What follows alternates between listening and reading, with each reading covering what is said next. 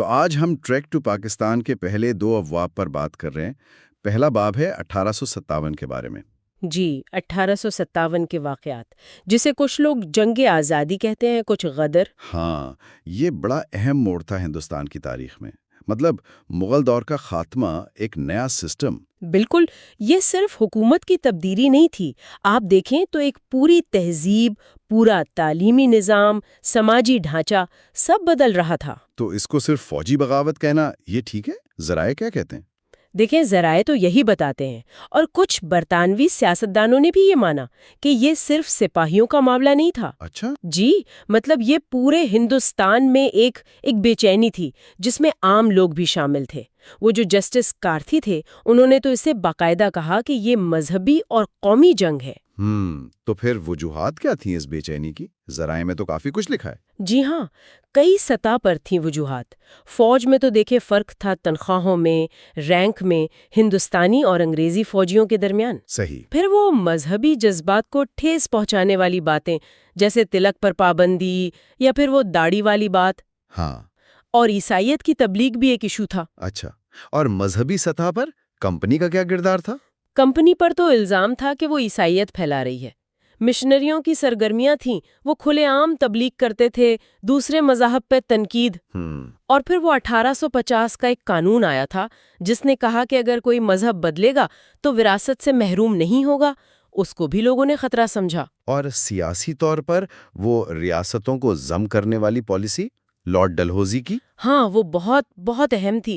Lord Dalhousie کی وہ جو ڈاکٹرن آف لیپس تھی، جی کہ اگر کسی حکمران کی اولاد نہیں تو ریاست ضبط ہو جائے گی۔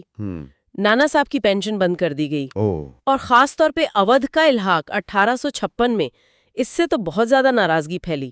نواب واجد علی شاہ کو ہٹا دیا اور ہزاروں فوجی، ملازم سب بے روزگار ہو گئے۔ ظاہر ہے، پھر تو غصہ بڑا ہوگا۔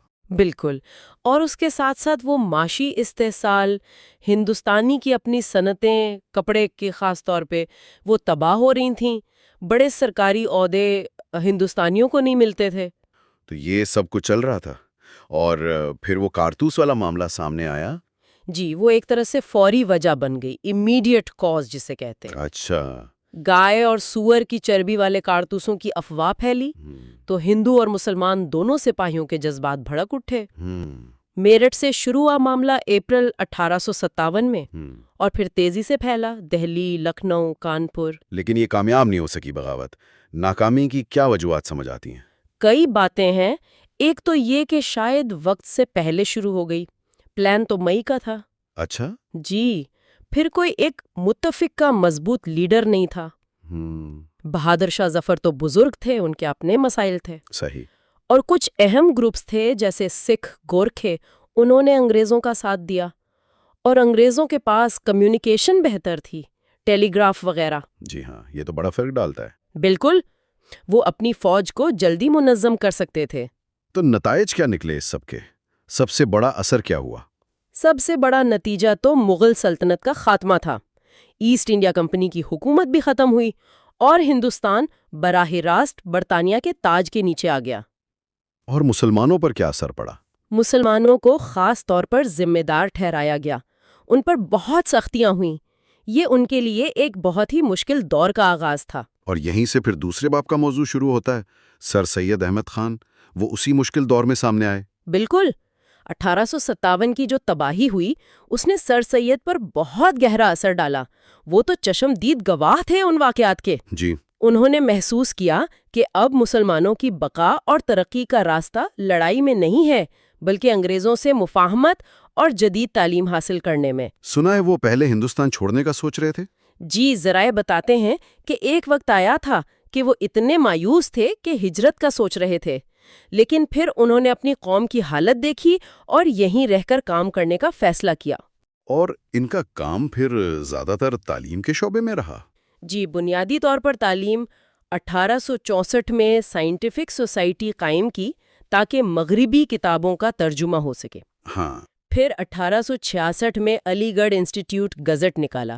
اس کا مقصد تھا انگریزوں اور ہندوستانیوں میں غلط فہمیاں دور کرنا۔ اچھا۔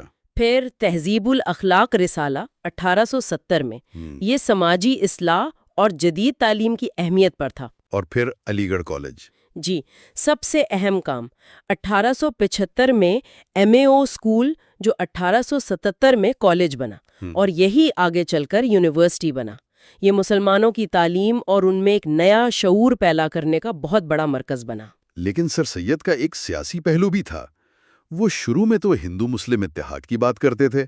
وہ خوبصورت دلہن کی دو آنکھیں والی مثال. ہاں بالکل، شروع میں وہ متحدہ ہندوستانی قومیت کے حامی تھے، لیکن پھر ذرائع بتاتے ہیں کہ ایک واقعہ ہوا جس نے ان کے خیالات بدل دیے. کون سا واقعہ؟ وہ 1867 کا اردو ہندی تنازع بنارس میں، جب ہندوؤں نے مطالبہ کیا کہ اردو کی جگہ ہندی سرکاری زبان ہونی چاہیے.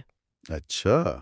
اس واقعے کے بعد انہوں نے اپنے ایک انگریز دوست تھے شیکسپیئر، ان سے کہا کہ اب مجھے یقین ہو گیا ہے کہ یہ دونوں قومیں ہندو اور مسلمان کسی بھی معاملے میں دل سے ایک ساتھ نہیں چل سکتی.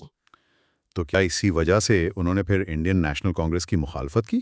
جی، جب 1885 میں کانگریس بنی تو سر سید نے مسلمانوں کو مشورہ دیا کہ وہ اس سے الگ رہیں. کیوں؟ کیا اعتراضات تھے ان کے؟ بنیادی اعتراض کانگریس کے کچھ مطالبات پر تھا، خاص طور پر انتخابات کے ذریعے ریپرزنٹیشن تھرو الیکشنز. جی. ان کا خیال تھا کہ ہندوستان میں جہاں ایک قوم یعنی ہندو واضح اکثریت میں ہے، وہاں اگر مغربی طرز کے الیکشن ہوئے تو مسلمان ہمیشہ اقلیت میں رہیں گے، ان کے مفادات کا تحفظ نہیں ہو پائے گا. اسی طرح وہ جو سول سروس کے امتحان ہندوستان میں کروانے کا مطالبہ تھا، شروع میں سر سید نے اس کی حمایت کی تھی لیکن بعد میں مخالفت کی. اچھا، کیوں؟ انہیں لگا کہ مسلمان ابھی تعلیم میں پیچھے ہیں، تو اس مقابلے کے امتحان سے انہیں زیادہ فائدہ نہیں ہوگا بلکہ شاید نقصان. تو گویا سر سید نے ایک طرح سے مسلمانوں کی سمت متعین کرنے کی کوشش کی. تعلیم پر زور، انگریزوں سے مفاہمت اور کانگریسی سیاست سے علیحدگی. جی، ان کا فوکس تھا کہ پہلے مسلمان تعلیمی اور معاشی طور پر مضبوط ہوں. یہ سوچنے کی بات ہے کہ اگر اس وقت مسلمانوں کی ساری توجہ صرف تعلیم اور معاشی بحالی پر رہتی اور یہ الگ سیاسی شناخت والی بات نہ ہوتی تو آج تاریخ شاید کچھ مختلف ہوتی. چیپٹرز 3, 4, 5 اور 6 پر بات کر رہے ہیں. ان چیپٹرز میں 19ویں صدی کے آخر اور 20ویں صدی کے شروع کے کچھ اہم واقعات ہیں، جیسے قانون ساز کونسلز، کانگریس کا بننا، اردو ہندی مسئلہ اور بنگال کی تقسیم. جی بالکل، یہ بڑا اہم دور تھا. ہندوستان میں سیاسی بیداری بڑھ رہی تھی اور ساتھ ساتھ انتظامی ڈھانچے میں بھی تبدیلیاں آ رہی تھیں. ان کے اثرات گہرے ہوئے. چیپٹر 3 سے شروع کرتے ہیں. 1861 کا انڈین کاؤنسلز ایکٹ. یہ 1857 کی جنگ آزادی کے فوراً بعد آیا. لگتا ہے انگریزوں کا اندازہ ہوا کہ بھئی قانون سازی میں ہندوستانیوں کو شامل نہ کرنا ایک مسئلہ تھا. سر سید نے بھی تو یہی لکھا تھا اپنی کتاب میں. ہاں، احساس تو شاید ہوا انہیں، لیکن جو نمائندگی دی گئی نا اس ایکٹ میں وہ بہت ہی محدود تھی. گورنر جنرل کی کاؤنسل میں کچھ ہندوستانی نامزد تو کر دیے گئے، مگر وہ اب دیکھیں نہ کوئی بل پیش کر سکتے تھے، نہ بجٹ پر بول سکتے تھے، نہ حکومت سے سوال پوچھ سکتے تھے. اچھا، تو بس مشورے کے لیے؟ جی، بس ایک طرح سے مشاورتی حیثیت تھی. ایک قسم کا کہہ لیں دربار تھا. پارلیمنٹ تو نہیں کہہ سکتے. ٹھیک. پھر تقریباً 30 سال بعد 1892 میں ایک اور ایکٹ آیا. سنا ہے اس میں کچھ بہتری ہوئی، اراکین کی تعداد بڑھی. جی، تعداد تھوڑی بڑھائی گئی غیر سرکاری اراکین کی، اور انہیں بجٹ پر بحث کرنے اور کچھ بہت محدود حد تک سوال پوچھنے کا حق بھی ملا. تو کیا یہ جو انڈین نیشنل کانگریس بن چکی تھی تب تک اور دوسری سیاسی تحریکیں، یہ ان کا اثر تھا؟ یقیناً اس کا تعلق تو تھا، لیکن یہاں بھی آپ دیکھیں یہ بڑی احتیاط سے کیا گیا. سوال پوچھنے کا حق ملا مگر سپلیمنٹری سوال نہیں پوچھ سکتے تھے.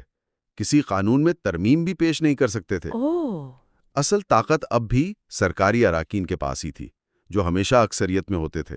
اور لارڈ ڈفرن نے تو صاف کہا تھا کہ بھئی ہمارا کوئی ارادہ نہیں ہے ہندوستان میں برطانوی طرز کا پارلیمانی نظام لانے کا. تو یہ تو تھی قانون ساز کاؤنسلز کی کہانی. لیکن باہر سیاسی میدان میں ایک بڑا واقعہ ہوا، چیپٹر 4 میں جس کا ذکر ہے، انڈین نیشنل کانگریس کا قیام 1885 میں. A.O. ہیوم، ایک ریٹائرڈ انگریز افسر نے بنیاد رکھی. جی ہاں، اور ایک نظریہ یہ بھی ہے جو کافی مشہور ہے کہ لارڈ ڈفرن نے ہی انہیں اشارہ دیا تھا کہ ایسی کوئی جماعت بناؤ. اچھا، کیوں بھلا؟ تاکہ حکومت کو پتہ چلتا رہے کہ ہندوستانی کیا سوچ رہے ہیں، ان کی جذبات کیا ہیں؟ اسے سیفٹی وال آف تھیوری بھی کہتے ہیں، مطلب ایک راستہ دینا سیاسی بخار نکلنے کا۔ شروع میں تو کانگریس کے لیڈرز جیسے WC بانرجی تھے، دادا بھائی نوروجی، انہوں نے برطانوی راج سے وفاداری کا ہی اظہار کیا، لیکن اہم بات یہ ہے کہ سر سید احمد خان جیسے مسلم رہنماؤں نے مسلمانوں کو اس سے الگ رہنے کو کہا۔ ہاں، یہ میں نے پڑھا ہے۔ نتیجہ یہ نکلا کہ شروع کے سالوں میں کانگریس کے اجلاسوں میں مسلم نمائندگی نہ ہونے کے برابر تھی۔ پہلے اجلاس میں خیال کریں 72 میں سے صرف 2 مسلمان تھے، تو شروع سے ہی اس کی نمائندہ حیثیت پر سوال تو تھا۔ اسی دوران ایک اور بڑا مسئلہ سر اٹھا رہا تھا جس نے شاید آگے چل کر بہت فرق ڈالا۔ چیپٹر 5 میں اردو ہندی تنازع 1867 میں بنارس سے شروع ہوا کہ اردو اور فارسی رسم الخط کی جگہ ہندی اور دیوناگری لائی جائے۔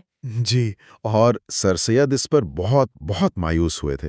انہوں نے تو یہاں تک کہا کہ اب مجھے امید نہیں کہ یہ دونوں قومیں کبھی کسی معاملے پر اکٹھی ہو سکیں گی۔ یہ صرف زبان کا جھگڑا نہیں رہا پھر؟ نہیں، بالکل نہیں، یہ ثقافتی اور پھر سیاسی شناخت کا مسئلہ بن گیا، خاص طور پہ جب 1900 میں UP کے lieutenant governor sir Anthony McDonnell انہوں نے سرکاری دفتروں میں دیوناگری کو اردو کے ساتھ لازمی قرار دے دیا۔ اوہو۔ اس پر نواب محسن الملک جو سر سید کے ساتھی تھے وہ بہت برہم ہوئے۔ انہوں نے اردو ڈیفنس ایسوسی ایشن بنائی اور لکھنؤ کے ایک جلسے میں بڑی جذباتی تقریر کی جس کا وہ مشہور مصرعیں آخر میں اردو کا جنازہ ہے ذرا دھوم سے نکلے۔ کیا بات ہے۔ اچھا، اب آتے ہیں چیپٹر 6 پر جو 1905 کی تقسیم بنگال کے بارے میں ہے۔ سرکاری وجہ تو یہ تھی کہ بنگال کا صوبہ بہت بڑا ہے، انتظامی مشکلات ہے، خاص کر مشرقی بنگال نظر انداز ہو رہا ہے۔ جی، سرکاری موقف تو یہی تھا، اور مشرقی بنگال میں مسلمان اکثریت میں تھے، تو بظاہر یہ ایک انتظامی فیصلہ تھا۔ لیکن اس پر رد عمل تو بہت شدید آیا۔ بہت شدید، خاص طور پر ہندو کمیونٹی کی طرف سے۔ کلکتہ کے وکلاء، زمیندار، اخبارات انہیں اپنے مفادات خطرے میں نظر آئے۔ انہوں نے اسے بنگالی قومیت پر حملہ، کالی ماتا کی تقسیم قرار دیا اور بڑی زور شور سے سودیشی تحریک شروع کی۔ یعنی انگریزی مال کا بائیکاٹ؟ جی بالکل، اپنے ملک کی چیزیں استعمال کرو، باہر کی چیزوں کا بائیکاٹ کرا۔ لیکن مسلمانوں کا رد عمل مختلف تھا، خاص کر مشرقی بنگال کے مسلمانوں کا۔ ہاں، انہوں نے تقسیم کا خیر مقدم کیا۔ نواب سلیم اللہ خان جیسے رہنما سامنے آئے۔ انہوں نے اسے مسلمانوں کی ترقی، تعلیم اور معاشی بہتری کا ایک موقع سمجھا۔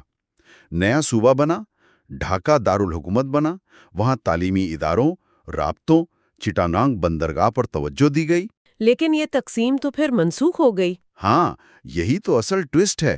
ہندو احتجاج اتنا بڑا کہ 1911 میں دہلی دربار کے موقع پر حکومت نے تقسیم منسوخ کرنے کا اعلان کر دیا۔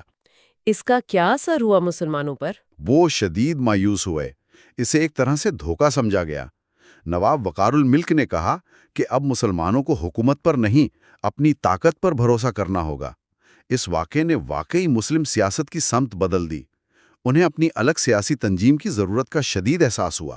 تو یہ واقعات جو ہم نے دیکھے، کونسلز میں نمائندگی کا سوال، کانگریس کا بننا اور اس پر مسلمانوں کا رد عمل، زبان کا جھگڑا، پھر بنگال کی تقسیم اور اس کی منسوخی، یہ سب مل کر دکھاتے ہیں کہ کیسے انتظامی فیصلے، سیاسی صف بندیاں اور ثقافتی شناخت کے مسئلے آپس میں جڑے ہوئے تھے۔ بالکل، اور یہ سوچنے کی بات ہے کہ ان ابتدائی مراحلوں میں جو یہ کشیدگی پیدا ہوئی، جو مختلف کمیونٹیز میں فاصلے بڑھے، ان کے مستقبل کی سیاست پر اور پھر آخر کار برے صغیر کی تاریخ پر کیا اثرات مرتب ہوئے ہوں گے۔ 7 سے 10 پر بات کر رہے ہیں۔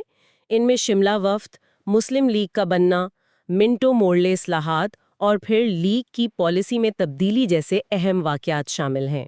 جی بالکل، یہ وہ دور ہے جس نے برے صغیر کی سیاست پر آپ کہہ سکتے ہیں بہت گہرے اثرات ڈالے۔ تو شملہ وفد 1906، وہیں سے شروع کرتے ہیں۔ ٹھیک ہے، تو سورسز بتاتے ہیں کہ جب جان مورلے نے ہندوستان میں مزید آئینی اصلاحات کا عندیہ دیا تو مسلمانوں میں ایک فکر پیدا ہوئی۔ ہاں، فکر یہ تھی کہ جو بھی نیا انتخابی نظام آئے گا اس میں ہندو اکثریت ان پر حاوی نہ ہو جائے۔ اچھا، تو اسی خدشے کے پیش نظر پھر یہ شملہ وفد کا معاملہ ہوا؟ بالکل، اسی تناظر میں نواب محسن الملک نے کوششیں شروع کیں اور پھر سر آغا خان کی قیادت میں 35 مسلم رہنماؤں کا ایک وفد وہ 1 اکتوبر 1906 کو وائسرائے لارڈ منٹو سے شملہ میں ملا۔ اور ان کے مطالبات کیا تھے؟ کیا صرف جدا گانا انتخابات سیپریٹ الیکٹوریٹس کا ہی مطالبہ تھا؟ وہ تو سب سے اہم تھا، لیکن صرف وہی نہیں تھا۔ انہوں نے قانون ساز کونسلوں میں اپنی آبادی کے تناسب سے زیادہ نمائندگی مانگی۔ اچھا۔ جی، اور سرکاری ملازمتوں خاص طور پر عدلیہ میں مناسب حصہ۔ پھر مسلم یونیورسٹی کے قیام میں مدد کی درخواست بھی تھی اور گورنر جنرل کی ایگزیکٹو کونسل میں بھی نمائندگی کا مطالبہ تھا۔ اور لارڈ منٹو کا کیا رد عمل تھا اس پر؟ دیکھیں، منٹو نے وفد کو سنا اور انہیں یقین دلایا کہ مسلمانوں کے سیاسی حقوق اور مفادات کا خیال رکھا جائے گا۔ تسلی دی۔ لیکن اس وفد پر تنقید بھی تو ہوئی تھی کافی۔ جی ہاں، فوراً ہوئی۔ خاص طور پر ہندو پریس اور کچھ رہنماؤں نے الزام لگایا کہ یہ تو حکومت کا کمانڈ پرفارمنس ہے۔ یعنی کہ انگریزوں نے خود یہ وفد بنوایا تھا کانگریس کے مقابلے میں۔ جی، یہی الزام تھا۔ لیکن شواہد، جیسا کہ کتاب میں بھی ذکر ہے، وہ اس طرف اشارہ کرتے ہیں کہ یہ مسلمانوں کی اپنی کوشش تھی۔ مثلاً نواب محسن الملک کو وفد کے اخراجات کے لیے قرض لینا پڑا۔ اوہ، اچھا۔ تو اگر یہ سرکاری اربا ہوتا تو شاید اس کی ضرورت نہ پڑتی۔ اور بعد میں کئی ہندو مورخین نے بھی تسلیم کیا کہ یہ برطانوی سازش نہیں تھی۔ تو اس وفد کی اصل اہمیت کیا تھی؟ کیا یہ صرف جداگانہ انتخابات کا مطالبہ منوانا تھا؟ اس سے بڑھ کر تھی۔ یہ شاید پہلا موقع تھا جب ہندو مسلم تنازع باقاعدہ آئینی سطح پر وائسرائے کے سامنے رکھا گیا، اور جداگانہ انتخابات کی جو بنیاد یہاں رکھی گئی وہ پھر مستقبل کی تمام آئینی تجویز کا حصہ بنی۔ اور بقول آغا خان یہیں سے تقسیم ہند اور پاکستان کی راہ ہموار ہوئی؟ جی، آغا خان نے خود بعد میں اس کی اہمیت کو اسی طرح بیان کیا۔ واہ! اچھا، شملہ وفد کے فوراً بعد ہی اسی سال دسمبر میں آل انڈیا مسلم لیگ بھی بن گئی؟ جی ہاں، حالات خود اس طرف جا رہے تھے۔ سر سید کے بعد ایک خلا تھا، پھر ہندو تحریکیں تھیں، اردو ہندی تنازع چل رہا تھا، اور بنگال کی تقسیم نے بھی مسلمانوں کو یہ احساس دلایا کہ ان کی اپنی ایک الگ سیاسی جماعت ہونی چاہیے۔ نواب سلیم اللہ خان کا بھی ایک منصوبہ تھا نا اس سے پہلے؟ ہاں، انہوں نے مسلم آل انڈیا کانفیڈریسی کا ایک منصوبہ پیش کیا تھا۔ اس کے مقاصد بھی کم و بیش وہی تھے: حکومت کی حمایت کرنا، مسلمانوں کے حقوق کا تحفظ، اور کانگریس کے بڑھتے ہوئے اثر کا مقابلہ کرنا۔ تو پھر لیگ کیسے بنی؟ دسمبر 1906 میں ڈھاکہ میں آل انڈیا محمدن ایجوکیشنل کانفرنس کا سالانہ اجلاس تھا۔ اسی موقع پر اجلاس کے بعد نواب وقار الملک کی صدارت میں ایک میٹنگ ہوئی۔ اچھا۔ وہاں نواب سلیم اللہ خان نے قرارداد پیش کی اور آل انڈیا مسلم لیگ قائم ہو گئی۔ اور اس کے ابتدائی مقاصد کیا طے پائے؟ 3 بنیادی مقاصد تھے۔ اول، برطانوی حکومت سے وفاداری کو فروغ دینا۔ دوم، مسلمانوں کے سیاسی حقوق کا تحفظ کرنا اور ان کی ضروریات حکومت تک پہنچانا۔ اور سوم، مسلمانوں میں دوسری اقوام یعنی ہندوؤں وغیرہ کے خلاف دشمنی کے جذبات کو پیدا ہونے سے روکنا۔ اس پر رد عمل کیسا رہا؟ کیا حکومت خوش تھی؟ ملا جلا رد عمل تھا۔ کچھ اینگلو انڈین اخبارات نے خیر مقدم کیا، کانگریس کے حامی اخبارات نے ظاہر ہے مخالفت کی۔ برطانیہ میں اس پر کوئی خاص توجہ نہیں دی گئی شروع میں۔ پھر لندن میں بھی مسلم لیگ کی ایک شاخ کھلی 1908 میں؟ جی، سید امیر علی کی قیادت میں۔ اس کا مقصد تھا کہ براہ راست برطانوی حکومت اور وہاں کی رائے عامہ پر اثر انداز ہو جا سکے۔ اور امیر علی نے جداگانہ انتخابات کے لیے کافی کام کیا وہاں؟ بہت کام کیا۔ انہوں نے بھرپور مہم چلائی اور جان مورلے کو قائل کرنے میں ان کا بڑا اہم کردار تھا، حالانکہ مورلے شروع میں سیپریٹ الیکٹوریٹس کے سخت خلاف تھے۔ تو ان کوششوں کا نتیجہ پھر 1909 کی منٹو مورلے اصلاحات کی صورت میں نکلا؟ بالکل، یہ اصلاحات اصل میں ہندوستان میں بڑھتی ہوئی بے چینی کو کم کرنے کے لیے لائی گئی تھیں۔ ان میں قانون ساز کونسلوں میں اراکین کی تعداد بڑھائی گئی اور سب سے اہم بات، مسلمانوں کے لیے جداگانہ انتخابات کے حق کو باقاعدہ تسلیم کر لیا گیا۔ اور پہلی بار کسی ہندوستانی کو وائس رائے کی ایگزیکٹو کونسل میں بھی شامل کیا گیا؟ جی، ایس پی سنہا، یہ ایک اہم پیش رفت تھی۔ ان اصلاحات کا معتدل حلقوں نے اور مسلم لیگ نے بھی خیر مقدم کیا، لیکن کانگریس کے جو سخت گیر تھے وہ مطمئن نہیں تھے۔ وہ کیوں مطمئن نہیں تھے؟ کیونکہ یہ اصلاحات نمائندہ حکومت کی طرف تو ایک قدم تھیں، لیکن ذمہ دار حکومت کی طرف نہیں۔ یعنی اختیارات اصل میں انگریزوں کے پاس ہی تھے۔ سمجھ گئی، یعنی نمائندگی ملی، ذمہ داری نہیں۔ اچھا، لیکن مسلم لیگ کا یہ جو موقف تھا یا جو اطمینان تھا وہ زیادہ دیر قائم نہیں رہا، جلد ہی پالیسی میں تبدیلی کی ضرورت محسوس ہونے لگی۔ جی بہت جلد۔ اس کے پیچھے کئی عوامل تھے۔ سب سے بڑا دھچکا تو 1911 میں تقسیم بنگال کی تنسیخ تھی۔ اوہ ہاں، وہ تو مسلمانوں کے لیے بڑا سیٹ بیک تھا۔ بہت بڑا۔ اسے انہوں نے برطانوی حکومت کی طرف سے وعدہ خلافی سمجھا اور ان کا اعتماد بری طرح مجروح ہوا۔ علی گڑھ یونیورسٹی کا معاملہ بھی تھا۔ جی، وہ بھی ایک اہم وجہ بنی۔ مسلمان بڑے عرصے سے علی گڑھ کالج کو ایک مکمل خود مختار یونیورسٹی بنانا چاہتے تھے۔ اس کے لیے انہوں نے بڑا فنڈ بھی جمع کیا تھا، لیکن حکومت نے یونیورسٹی کو دوسری کالجوں کو الحاق دینے کی اجازت دینے سے انکار کر دیا، اور نام پر بھی کچھ اعتراضات تھے۔ اس سے مسلمانوں میں خاص طور پر تعلیم یافتہ طبقے میں شدید ناراضگی پھیلی۔ اور پھر بین الاقوامی حالات بھی تھے، ترکی والے معاملات۔ بالکل۔ 1911 میں اٹلی نے طرابلس یعنی آج کے لیبیا پر حملہ کر دیا۔ پھر 1912 میں بلقان کی ریاستوں نے مل کر سلطنت عثمانیہ پر حملہ کر دیا۔ اور ہندوستان کے مسلمانوں کی خلافت عثمانیہ سے گہری وابستگی تھی۔ بہت گہری جذباتی اور مذہبی وابستگی تھی۔ ان حملوں نے یہاں شدید بے چینی پیدا کی۔ انگریز مخالف جذبات کو بہت ہوا ملی۔ ڈاکٹر انصاری کی قیادت میں ایک طبی وفد بھی ترکی بھیجا گیا تھا۔ تو یہ سارے عوامل، بنگال کی تنسیخ، علی گڑھ کا معاملہ، ترکی پر حملے، ان سب نے مل کر مسلم لیگ پر دباؤ ڈالا کہ وہ اپنی پالیسی بدلے۔ یقیناً لیگ کے اندر بھی اب نوجوان قیادت یا ینگ گروپ زیادہ موصل ہو رہا تھا، جو زیادہ اسرٹیو پالیسی چاہتا تھا۔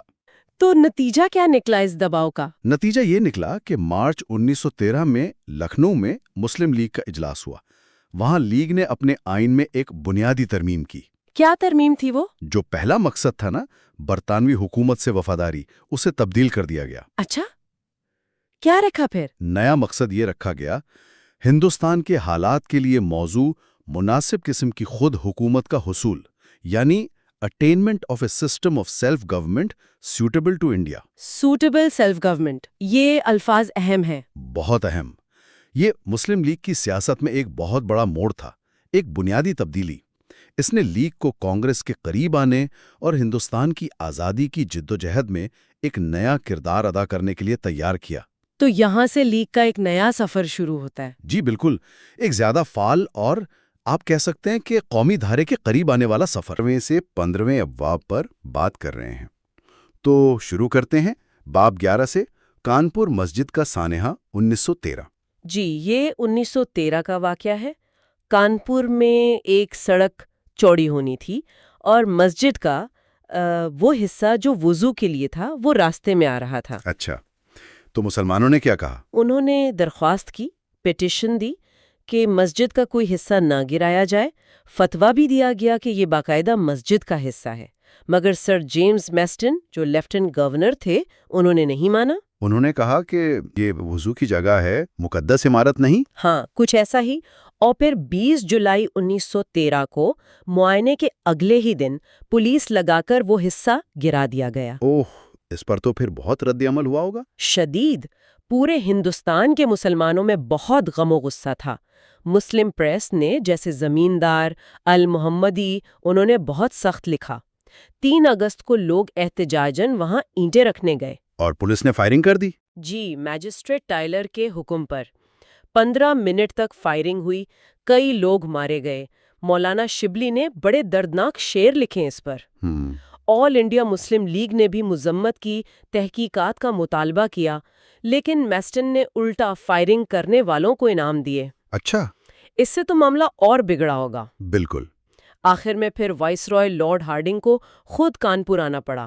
انہوں نے میسٹن کی پالیسی کو غلط کہا، مسلمانوں سے سمجھوتا کیا، قیدی رہا کیے، مقدمے واپس لیے۔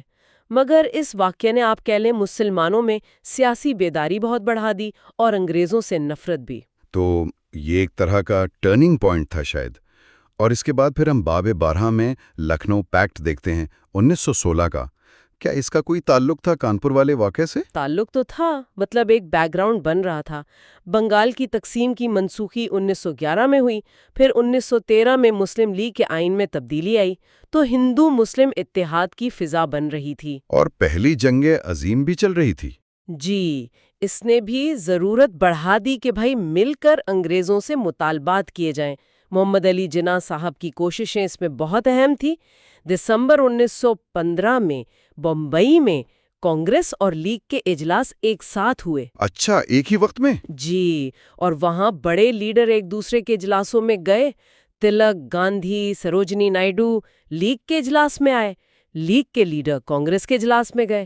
اتحاد کا ماحول تھا۔ اور پھر نومبر 1916 میں کلکتہ میں کمیٹیوں نے مل کر ایک اسکیم بنائی جو لکھنؤ میں منظور ہوئی۔ بالکل، اور اس پیکٹ کی سب سے بڑی، سب سے اہم بات کیا تھی؟ وہ جداگانہ انتخابات، سیپریٹ الیکٹوریٹس والی بات۔ جی، کانگریس نے پہلی اور آخری بار مسلمانوں کا یہ حق تسلیم کیا۔ یہ بہت بڑی بات تھی۔ اور سیٹوں کا کیا فارمولا تھا؟ مرکزی کونسل میں 1/3 مسلمان اور صوبوں میں ویٹیج، یعنی جہاں مسلمان اکثریت میں تھے جیسے پنجاب اور بنگال، وہاں انہیں آبادی سے کچھ کم سیٹیں ملی۔ پنجاب میں 50% اور بنگال میں 40%۔ جی، اور جہاں اقلیت میں تھے جیسے یو پی، وہاں آبادی سے زیادہ ملے، یو پی میں 30%۔ یہ تو بڑا عجیب سمجھوتا تھا، مطلب اکثریتی صوبوں کے مسلمانوں نے اپنی نمائندگی کم کروا لی۔ ہاں، اور اس پر اعتراض بھی ہوا۔ خاص طور پر بنگال کے مسلمانوں کو بہت اعتراض تھا کہ ہماری اکثریت کو اقلیت بنا دیا۔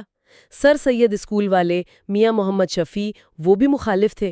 پیسہ اخبار نے بھی مخالفت کی۔ لیکن پھر بھی یہ ہو گیا اور جناح صاحب کو ہندو مسلم اتحاد کا سفیر کہا گیا۔ جی، یہ ان کی بڑی کامیابی مانی گئی۔ اس نے کم از کم وقتی طور پر اتحاد پیدا کیا اور جداگانہ انتخابات کا اصول منوا لیا۔ اچھا، پھر آتا ہے باب 13، مونٹیگو چیمسفورڈ ریفارمز 1919 کی۔ یہ کیا تھیں؟ دیکھیں، منٹو مورلے اصلاحات تو ناکام ہو چکی تھیں۔ جنگ عظیم، home rule league, Lucknow pact, ان سب کے بعد حکومت پر دباؤ تھا کہ کچھ مزید کیا جائے۔ تو اگست 1917 میں سیکرٹری آف اسٹیٹ مونٹیگو نے ذمہ دار حکومت کا اعلان کیا۔ اور پھر مونٹیگو ہندوستان آئے، چیمسفورڈ کے ساتھ مل کر رپورٹ بنائی اور 1919 میں یہ ریفارمز آ گئیں۔ جی، ان کا مقصد تھا ہندوستانیوں کو سیلف گورنمنٹ کی ٹریننگ دینا۔ مرکز میں تو زیادہ اختیارات نہیں دیے، لیکن صوبوں میں ایک نیا سسٹم لایا گیا، ڈائرکی۔ ڈائرکی یعنی دو عملی نظام، یہ کیا تھا؟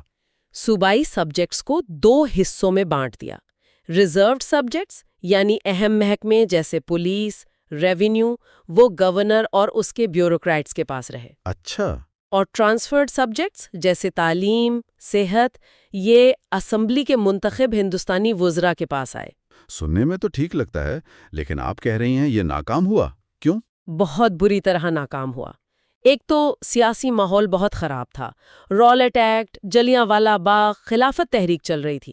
پھر وزراء کی کوئی مشترکہ ذمہ داری نہیں تھی، محکموں کی تقسیم عجیب تھی، مطلب خزانہ گورنر کے پاس اور خرچ کرنے والے محکمے وزیروں کے پاس۔ یعنی پیسے ہی نہیں تھے وزراء کے پاس؟ بالکل، اور سب سے بڑھ کر گورنر کے پاس بہت زیادہ اختیارات تھے۔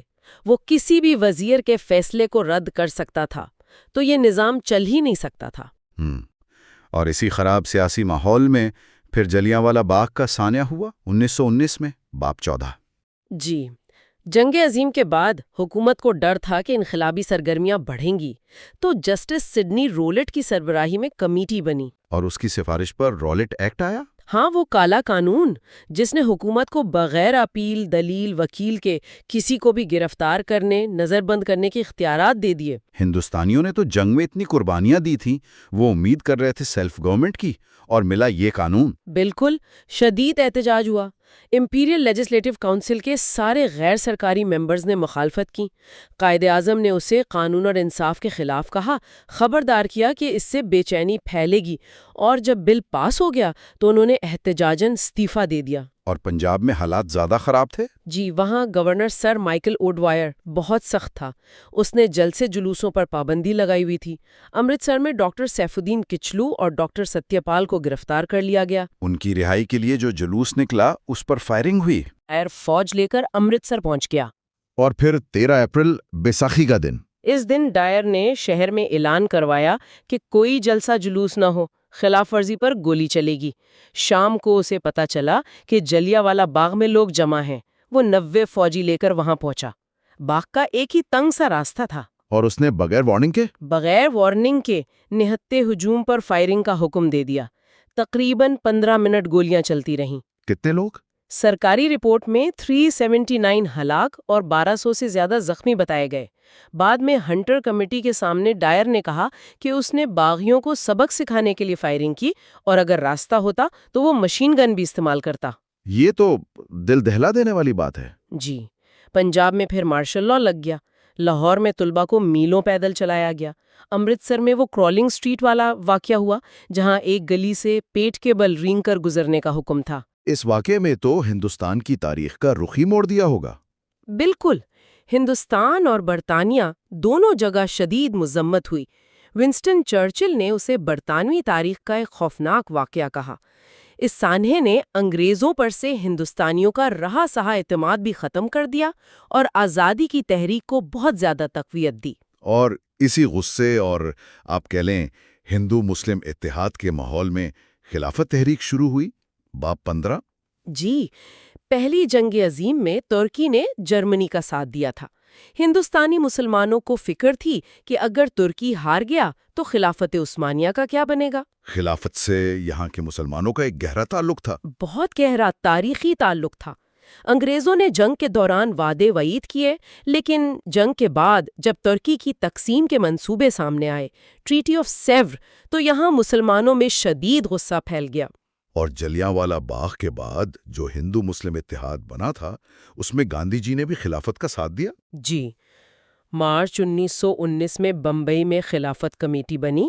نومبر 1919 میں آل انڈیا خلافت کانفرنس ہوئی جس نے عدم تعاون اور برطانوی مال کے بائیکاٹ کی قراردادیں پاس کیں۔ ایک وفد مولانا محمد علی جوہر کی سربراہی میں برطانیہ بھی گیا، لیکن لائیڈ جارج نے ان کی بات نہیں مانی۔ تو پھر یہاں عدم تعاون نان کوآپریشن موومنٹ شروع ہوئی۔ ہاں جی، ستمبر 1920 میں جمعیت العلماء ہند نے ترک ملاوات کا باقاعدہ فتویٰ دیا۔ کونسلوں، عدالتوں، سرکاری اسکولوں کا بائیکاٹ، خطابات کی واپسی، نوکریاں چھوڑنا، ہزاروں لوگوں نے اس پر عمل کیا۔ یہ ہندو مسلم اتحاد کا عروج تھا۔ لیکن اس تحریک میں کچھ متنازع چیزیں بھی ہوئیں، جیسے ہجرت تحریک۔ جی، کچھ علماء نے فتویٰ دیا کہ ہندوستان دارالحرب ہے، یہاں سے ہجرت کرنی چاہیے۔ ہزاروں مسلمان اپنا سب کچھ بیچ کر افغانستان چلے گئے۔ لیکن وہاں کیا ہوا؟ وہاں انہیں مشکلات کا سامنا کرنا پڑا۔ افغانی حکومت نے بھی پابندیاں لگا دی، انہیں واپس آنا پڑا اور وہ بالکل برباد ہو گئے۔ یہ بہت بڑا نقصان تھا۔ اور پھر موپلا بغاوت بھی ہوئی۔ جی، 1921 میں کیرلا میں۔ یہ پہلے انگریزوں کے خلاف تھی، پھر ہندو زمینداروں کے خلاف ہو گئی، جس سے ہندو مسلم تعلقات خراب ہوئے۔ اور کراچی ٹرائل بھی ہوا۔ ہاں، کراچی خلافت کانفرنس میں ایک قرارداد منظور ہوئی تھی کہ مسلمانوں کے لیے برطانوی فوج میں ملازمت حرام ہے۔ اس پر علی برادران اور دوسرے لیڈروں پر مقدمہ چلا اور انہیں 2 سال قید ہوئی۔ اور پھر تحریک ختم کیسے ہوئی؟ فروری 1922 میں چورا چوری میں ایک تھانے کو آگ لگا دی گئی، کچھ پولیس والے مارے گئے۔ اس تشدد کے واقعے کے بعد گاندھی جی نے اچانک عدم تعاون تحریک واپس لے لی۔ اچھا۔ جی، اور پھر 1924 میں ترکی میں مصطفیٰ کمال اتاترک نے خود ہی خلافت کا ادارہ ختم کر دیا، تو یہاں ہندوستان میں بھی تحریک کی بنیادی ختم ہو گئی۔ تو اس تحریک کا حاصل کیا رہا؟ اس پر تنقید بھی ہوتی ہے کہ یہ ایک بیرونی مسئلہ تھا۔ تنقید تو ہوتی ہے، فوری طور پر مقاصد حاصل نہیں ہوئے، ہندو مسلم اتحاد بھی ٹوٹ گیا، لیکن اس کے اثرات بہت گہرے تھے۔ اس نے عام مسلمانوں میں زبردست سیاسی بیداری پیدا کی۔ مطلب سیاست صرف پڑھے لکھے طبقے تک محدود نہیں رہی؟ بالکل، سیاست ڈرائنگ روم سے نکل کر گلی کوچوں تک آ گئی۔ عوامی احتجاج کا کلچر شروع ہوا۔ اس نے بہت سے نئے لیڈر پیدا کیے جو بعد میں پاکستان موومنٹ میں کام آئے۔ علماء اور طلباء سیاست میں فعال ہوئے۔ اور جامعہ ملیہ اسلامیہ جیسے ادارے بھی اسی دور میں بنے؟ جی، قومی تعلیم کی بنیاد رکھی گئی۔ مسلم خواتین بھی پہلی بار بڑی تعداد میں سیاسی میدان میں آئیں۔ تو ناکامیوں کے باوجود اس تحریک نے مستقبل کی سیاست کے لیے زمین ہموار کی۔ واقعی یہ 10-12 سال کا عرصہ 1913 سے 1924 تک بہت اہم تھا۔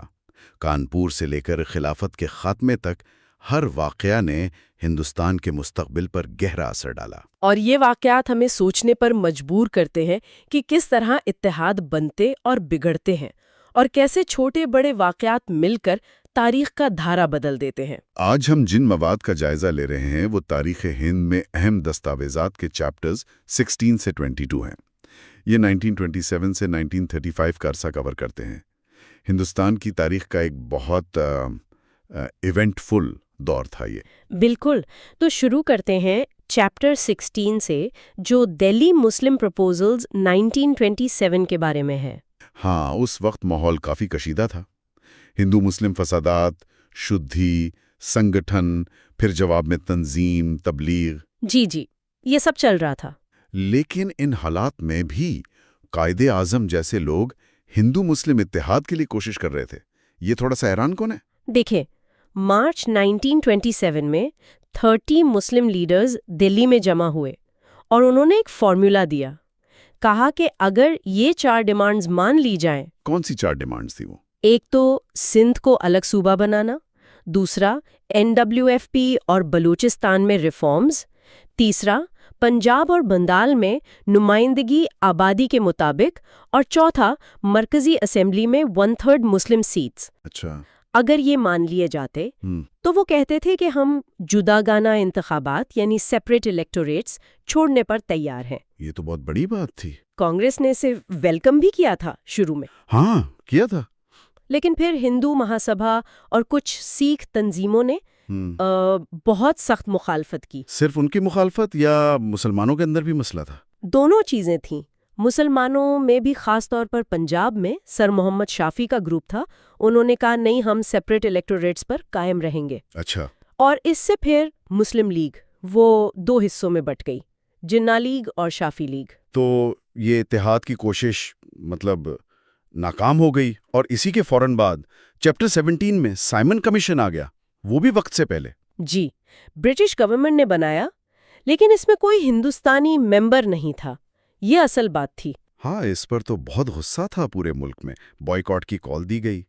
قائد اعظم نے تو اسے روح کی کسائی یعنی بچری آف آر سولز کہا تھا۔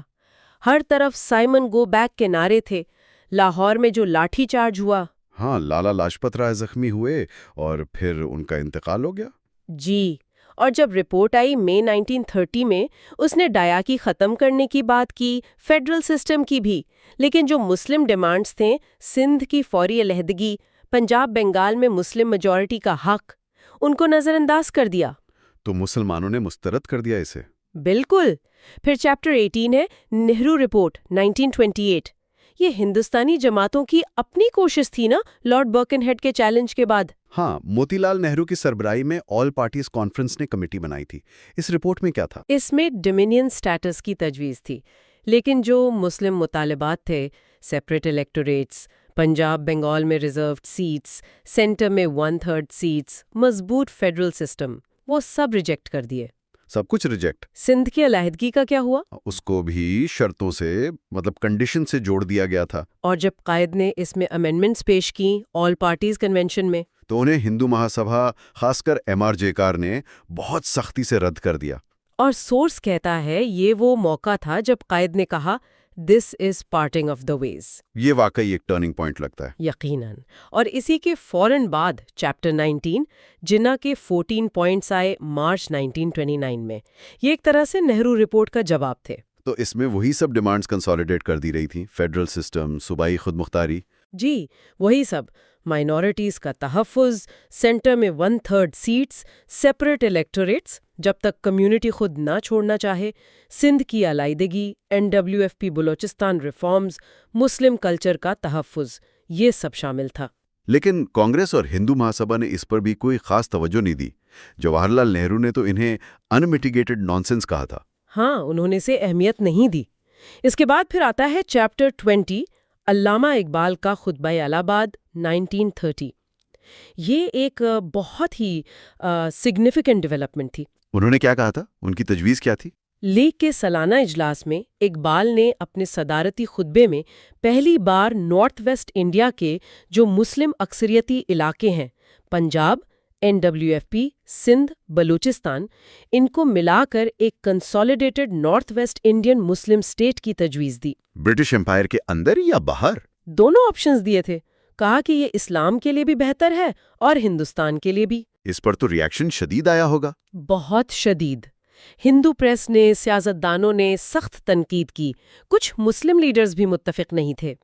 इकबाल ने बाद में क्लैरिफाई किया कि वो इंडियन फेडरेशन के अंदर एक यूनिट की बात कर रहे थे। लेकिन उनके बाद के खुतूत में तो हाँ, बाद के खुतूत से लगता है कि उनके जहन में एक अलग रियासत का कॉन्सेप्ट वाजे हो रहा था। अच्छा, फिर राउंड टेबल कॉन्फ्रेंसेस शुरू हो गईं लंदन में। जी। चैप्टर 21। पहली में कांग्रेस नहीं थी। जी। फेडरल सिस्टम पर तो इत्तेफाक हो गया।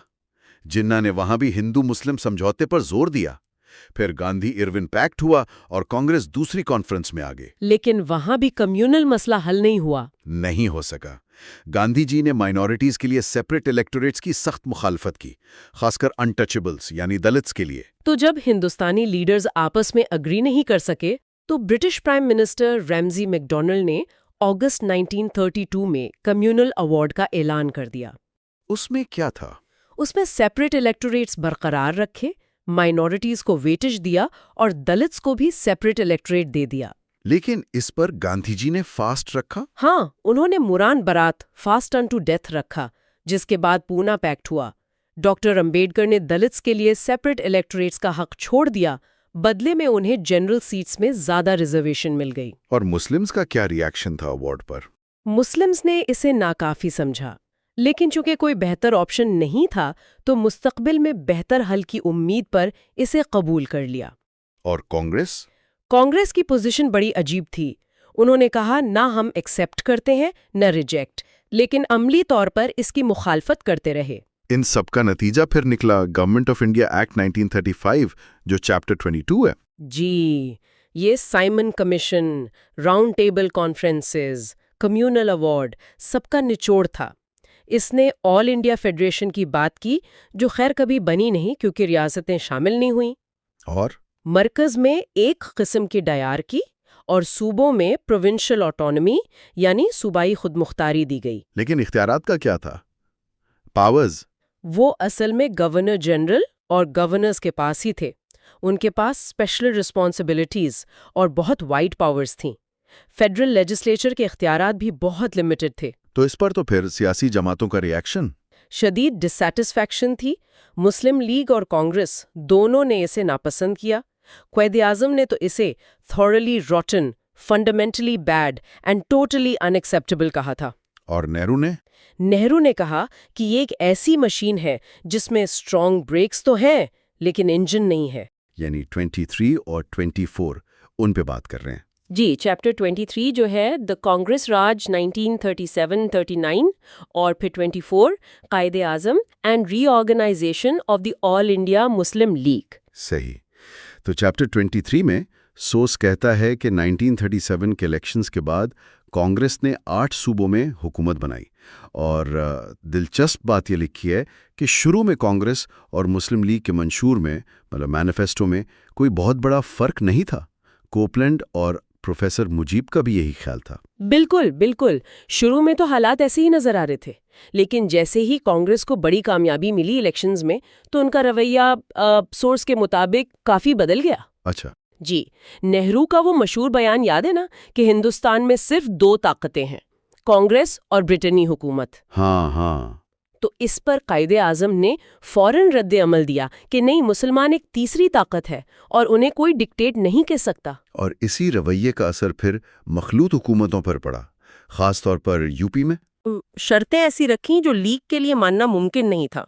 मतलब एक तरह से लीग को कहा जा रहा था कि अपना वजूद ही खत्म कर दो। ओहो। और फिर पॉलिसीज में भी ये चीज नजर आने लगी, जिससे मुसलमानों में खदशात बढ़े, जैसे वो वंदे मातरम का मामला। हाँ, वो एक बहुत बड़ा इशू बना। वंदे मातरम जो गाना था वो एक ऐसे बंगाली नॉवेल आनंद मठ से लिया गया था जिसमें मुसलमानों के खिलाफ काफी जज्बात थे। अच्छा। नेहरू ने तो इसे कौमी गीत कहा, लेकिन कायद ने उसे साफ साफ मुसलमानों के खिलाफ जंगी नारा करार दिया। तो ये पॉलिसी लेवल पर एक बड़ा टकराव था। जी, और इसके साथ ही वो वारदा एजुकेशनल स्कीम आई। अच्छा। हाँ। इसका मकसद, सोर्स कहता है, वन नेशन थ्योरी को फरोग देना था। یعنی کوشش یہ تھی کہ مسلم بچوں کو ان کی اپنی ثقافت، اپنی تاریخ سے شاید تھوڑا دور کر دیا جائے۔ مطلب ہندو کلچر کو زیادہ اہمیت دی گئی۔ جی، ہندو کلچر، ہندو شخصیات کی بڑھائی، اور جو اسلامی شخصیات تھیں، یہاں تک کہ پیغمبر اسلام صلی اللہ علیہ وآلہ وسلم کا ذکر بھی کم کیا گیا۔ مولوی عبدالحق نے تو گاندھی کو خط میں لکھا بھی تھا کہ کیسے اسکولوں میں مسلم بچے ہندو دیوی دیوتاؤں کی پوجا وغیرہ میں شامل ہو رہے ہیں۔ اور پھر زبان کا مسئلہ بھی تھا۔ اردو کو پیچھے دھکیل کر ہندی دیوناگری رسم الخط میں اس کو آگے لانے کی کوشش ہوئی۔ سرکاری خط و کتابت، ریڈیو، ہر جگہ سنسکرت کے مشکل الفاظ استعمال ہونے لگے۔ تو ان سب تجربات کی وجہ سے پھر وہ رپورٹ سامنے آئی مسلمانوں کے شکایتوں کو جمع کرنے کے لیے؟ بالکل، پیر پور رپورٹ، شریف رپورٹ، یہ اسی دور کی پیداوار ہیں۔ ان میں وہ ساری زیادتیاں یا مشکلات درج کی گئیں جو مسلمانوں نے کانگریس کے دور حکومت میں محسوس کیں۔ اور پھر جب 1939 میں کانگریس کی وزارتوں نے استعفیٰ دیا، جی، دوسری جنگ عظیم کے شروع ہونے پر، ہاں، تو قائد اعظم نے یوم نجات یعنی ڈے آف ڈیلیورنس منانے کا اعلان کیا۔ جی، اور یہ بات اہم ہے کہ سورس کے مطابق اسے صرف مسلمانوں نے نہیں منایا، پارسیوں نے اور ڈاکٹر امبیڈکر کی قیادت میں جو ڈپریسڈ کلاسز تھیں انہوں نے بھی اس کی حمایت کی۔ تو یہ ایک طرح سے قائد کی لیڈرشپ اور لیگ کی بڑھتی ہوئی مقبولیت کا ثبوت تھا۔ بالکل بالکل، یہ ایک اہم موڑ تھا۔ اچھا، تو اب آتے ہیں چیپٹر 24 پر، جو قائد اعظم کی شخصیت اور مسلم لیگ کی تنظیم نو پر ہے۔ جی، قائد اعظم جو ایک زمانے میں ہندو مسلم اتحاد کے بہت بڑے حامی تھے، لکھنؤ پیکٹ 1916 کی مثال ہمارے سامنے ہے۔ جی ہاں، لیکن پھر نہرو رپورٹ کا تجربہ ہوا جس میں مسلمانوں کے مطالبات کو نظر انداز کیا گیا، تو وہ بہت مایوس ہوئے اور انہوں نے وہ تاریخی جملہ کہا، "This is the parting of the ways"۔ راستے جدا ہو گئے۔ بالکل۔ پھر جب وہ 1934 میں واپس آئے لندن سے، تو مسلم لیگ کی حالت بہت بہت کمزور تھی، ٹکڑوں میں بٹی ہوئی تھی۔ جناح لیگ، شفیع لیگ، پھر ہدایت لیگ، عزیز لیگ، مطلب بہت انتشار تھا۔ تو انہوں نے آ کر اس بکھری ہوئی جماعت کو دوبارہ منظم کیا۔ کیسے؟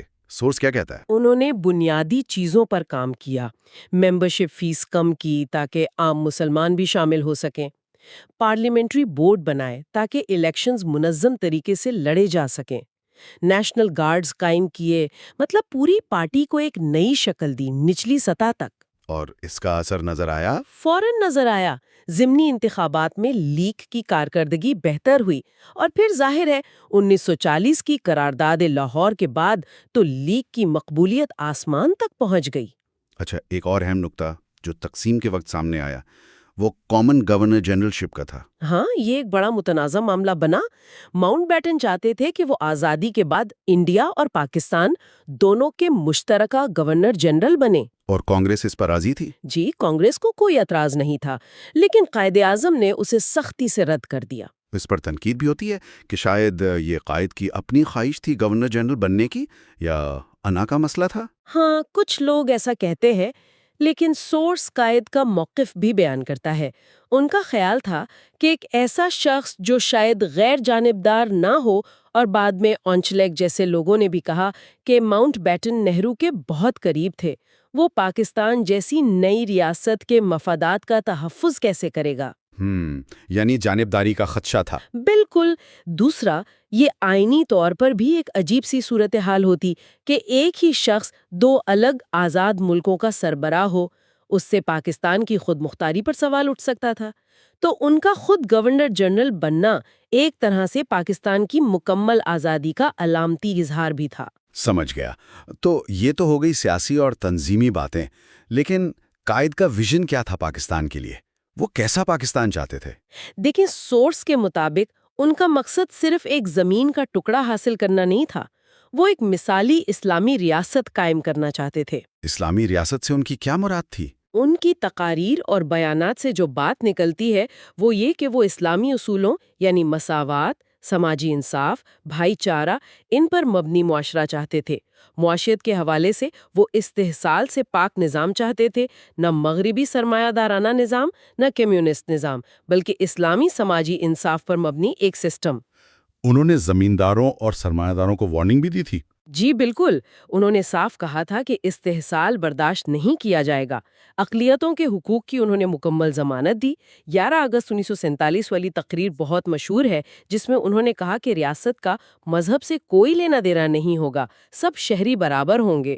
اور تعلیم، خارجہ پالیسی، بیوروکریسی، ان کے بارے میں کیا خیالات تھے؟ تعلیم میں وہ کردار سازی اور ٹیکنیکل مہارتوں پر بہت زور دیتے تھے۔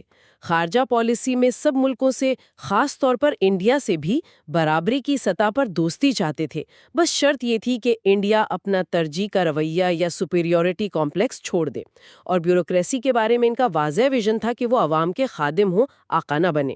کرپشن، اقربا پرورش سے پاک معاشرہ ان کا خواب تھا۔ تو سورس آخر میں یہ تاثر دیتا ہے کہ شاید آج کا پاکستان قائد کے اس ویژن سے کچھ مختلف ہے۔ جی، یہ اشارہ ملتا ہے۔ ان کا وہ کرپشن سے پاک ریاست کا تصور، بیوروکریسی جو عوام کی خدمت کرے، یہ باتیں آج بھی ہمیں سوچنے پر مجبور کرتی ہیں کہ ہم کہاں کھڑے ہیں۔ چیپٹرز 25 سے 29 پر گفتگو کر رہے ہیں، تو چیپٹر 25 یعنی لاہور ریزولوشن سے شروع کرتے ہیں۔ یہ وہ قرارداد تھی، صرف 400 الفاظ کی، جس نے کہتے ہیں کہ تاریخ بدل دی۔ ہاں بالکل، 1906 میں مسلم لیگ بنی تھی، لیکن سورسز بتاتے ہیں کہ وہ جو 1937 سے 39 کا کانگریس راج کا تجربہ تھا نا، ہاں، وہ کافی اہم تھا۔ اس کے بعد مسلمانوں میں یہ احساس کافی سٹرونگ ہو گیا کہ ان کے سیاسی اور معاشی حقوق شاید ایک الگ ریاست میں ہی بہتر طور پر محفوظ رہ سکتے ہیں۔ صحیح، لیکن یہ خیال کہ الگ وطن ہو، یہ 1940 میں اچانک تو نہیں آیا ہوگا؟ نہیں، بالکل نہیں، یہ خیال نیا نہیں تھا۔ اس کی جڑیں تو آپ کہہ سکتی ہیں 1860s میں عبدالحلیم شرار کی تحریروں تک جاتی ہیں۔ اچھا، 1860 سے؟ جی، پھر 1917 میں کھیری برادرز نے اسٹاک ہوم میں یہ بات کی، اور 1933 میں چودھری رحمت علی، انہوں نے تو پاکستان کا لفظ بھی استعمال کیا تھا۔ رائٹ، وہ پاکستان نیشنل موومنٹ والا پیمفلٹ۔ ہاں، اور سورسز کے مطابق کم و بیش 170 مختلف سکیمز تھیں الگ اسٹیٹ کے لیے۔ یہ بڑی انٹرسٹنگ بات ہے کہ ان میں برٹش افراد اور غیر مسلم شخصیات کی تجاویز بھی شامل تھیں۔ پارٹیشن کا کانسیپٹ صرف مسلمز تک محدود نہیں تھا۔ 170 الگ سکیمز، یہ تو واقعی حیران کن ہے۔ لیکن 1940 کی ریزولوشن سے فوراً پہلے لاہور میں وہ خاکسار ٹریجڈی بھی ہوئی تھی نا؟ ہاں، وہ ایک افسوسناک واقعہ تھا، اور بتایا جاتا ہے کہ سر سکندر حیات اس وقت سیشن کو پوسٹ پون کروانا چاہتے تھے اس ٹینشن کی وجہ سے۔ لیکن قائد اعظم نہیں مانے۔ نہیں، وہ لاہور پہنچے اور سیدھا ہاسپٹل گئے زخمیوں سے ملنے۔ سیشن پھر منٹو پارک میں ہوا، جسے اب اقبال پارک کہتے ہیں۔ کافی بڑا اجتماع تھا، لگ بھگ 60,000 لوگ۔ اور قائد کی سپیچ، اس میں کیا خاص تھا؟ اپنی تقریر میں قائد نے بہت واضح طور پر کہا کہ ہندو اور مسلمان دو الگ قومیں ہیں، ان کی فلسفیز، ان کے سوشل کسٹمز، لٹریچر، سب کچھ الگ ہے۔ انہوں نے کہا کہ یہ ڈریم ہے کہ وہ کبھی ایک کامن نیشنلٹی بنا سکتے ہیں۔ انہوں نے لالا لاجپت رائے کے خط کا ذکر بھی کیا تھا شاید۔ جی بالکل، 1924 کا خط تھا وہ، جس میں لالا لاجپت رائے نے بھی بیسکلی یہی کہا تھا کہ ہندو مسلم یونٹی ممکن نہیں ہے اور پنجاب کو ڈیوائیڈ کر دینا چاہیے۔ قائد نے اسے کوٹ کیا یہ دکھانے کے لیے کہ یہ صرف مسلمانوں کا ہی ویو پوائنٹ نہیں ہے۔ انٹرسٹنگ۔ پھر 23 مارچ 1940 کو ریزولوشن پیش ہوئی۔ ہاں، A.K. فضل الحق نے، جو اس وقت بنگال کے پریمیئر تھے، انہوں نے یہ مشہور قرارداد پیش کی۔ اس میں کہا گیا تھا کہ جیوگرافیکلی قریبی علاقوں کو ایسے ریجنز میں ڈیمارکیٹ کیا جائے جہاں مسلمان اکثریت میں ہیں، جیسے نارتھ ویسٹرن اور ایسٹرن زونز۔ بالکل، اور انہیں انڈیپینڈنٹ اسٹیٹس بنایا جائے جو آٹونومس اور سوورن ہو۔ اسٹیٹس پلورل میں تھا لفظ، اور یہ بھی تھا کہ ان یونٹس میں جو مائنورٹیز ہوں گی ان کے حقوق کا مکمل تحفظ کیا جائے گا۔ اس پر ریاکشن کیسا تھا؟ فوری طور پر فوراً ہی ہندو پریس اور لیڈرز نے شدید تنقید کی۔ گاندھی نے، راجا گوپالاچاریہ نے، سب نے اس کو ریجیکٹ کیا۔ برٹش پریس نے بھی شروع میں سے زیادہ اہمیت نہیں دی، لیکن قید نے اسے ڈیفینڈ کیا بہت سٹرونگلی۔ انہوں نے واضح کیا کہ یہ کوئی سیاسی چال یا بارگیننگ کاؤنٹر نہیں ہے، یہ مسلمانوں کے لیے لائف اینڈ ڈیتھ کا معاملہ ہے۔ اور وہ جو بات کی جاتی کہ یہ برٹش کی سازش تھی۔ سورسز اسے سپورٹ نہیں کرتے۔ اس وقت کے وائس رائے لن لتھگو، وہ تو اس کے سخت خلاف تھے۔ انہوں نے تو اس ڈیمانڈ کو پریپوسٹرس یعنی بالکل غیر معقول کہا تھا۔ اور بعد میں بھی माउंट बैटन तक ब्रिटिश हाई कमांड पार्टीशन के हक में नहीं था। वो यूनाइटेड इंडिया को प्रेफर करते थे। ठीक है, तो ये था लाहौर रेजोल्यूशन। अब आगे बढ़ते हैं। Chapter 26, Cripps mission 1942। World war 2 चल रही थी। हाँ, जंगे अजीम दोम का प्रेशर था ब्रिटेन पर। जापान बढ़ रहा था ईस्ट में, तो स्टैफर्ड क्रिप्स को भेजा गया एक ऑफर के साथ। ऑफर क्या थी बेसिकली? ऑफर ये थी कि जंग के बाद इंडिया को डोमिनियन स्टेटस के साथ कंप्लीट इंडिपेंडेंस मिलेगी, एक कॉन्स्टिट्यूएंट असेंबली बनेगी जो नया कॉन्स्टिट्यूशन बनाएगी। और इसमें वो सूबों वाली बात? हाँ, सबसे इम्पोर्टेंट पॉइंट कि प्रोविंसेस के पास ऑप्शन होगा कि वो इंडियन यूनियन ज्वाइन करें या ना करें। अगर वो ना करना चाहें तो वो अपनी अलग यूनियन बना सकते हैं सेम स्टेटस के साथ। इसे नॉन एक्सेशन क्लॉज कहा गया।